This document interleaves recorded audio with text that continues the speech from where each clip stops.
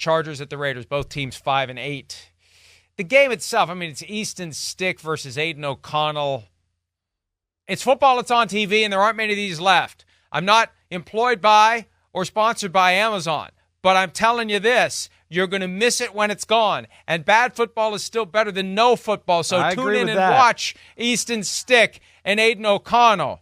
I agree with that, but damn, this might be the hardest one to sell of the whole year. This one's the hardest one to sell. Gonna take a little extra, right? Take a little extra booze to get in the right frame of mind for this one. I think it's hard. So anyway, yeah. Anyway, one reason to watch. The only way to watch is to have Amazon Prime, unless you're in the local markets involving the game.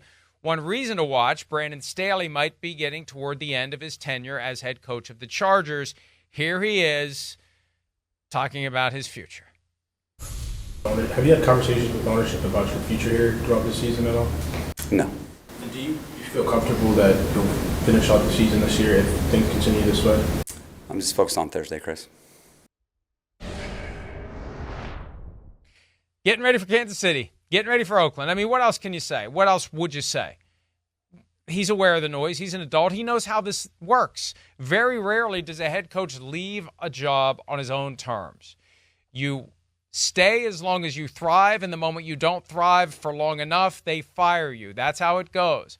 The future, what is it? The Fired Football Coaches Association, started by John Gruden. He said at one point, we've either all been fired or we're going to be fired.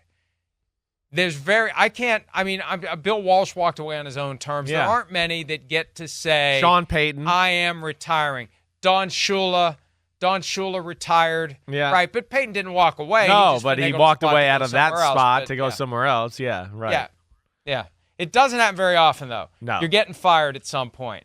And Staley, maybe sooner than... When's the day going to come that like a coach like Brandon Staley or somebody's just going to be like, I know, I've been hearing it. Yeah, I'm in trouble. If we don't win down the stretch here, I'm in trouble, right? I mean, what's so wrong about saying that? I mean, Vrabel would say it. Would say it. Right, you're right. It's like, I mean, we all know it as a talking point. Why does it always have to be, I'm only focused on this week and, let's speak in reality a little bit. But it's a tough situation for Brandon Staley, for sure.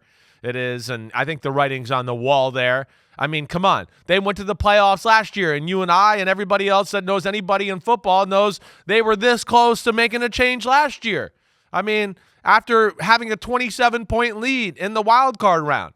So I don't think it should come to a shock here where it's a defensive head coach and we still have a lot of the same issues, whether it's game management, the defense being crappy, a defensive head coach who never gets a run game going for his football team, right? And then couple that with a problem that was, an issue before Brandon Staley even got with the Chargers, and you brought up many times the injuries and how they've always had to deal with that every year. There's some systematical issues with the Chargers, obviously, but yeah, there's some coaching issues, and that's translated on the field to less than stellar performances from a team that I think has better players than their record would show. The best dysfunctional team in the NFL is the San Diego or LA Chargers. It's dysfunctional to say San Diego, so I share in the dysfunction.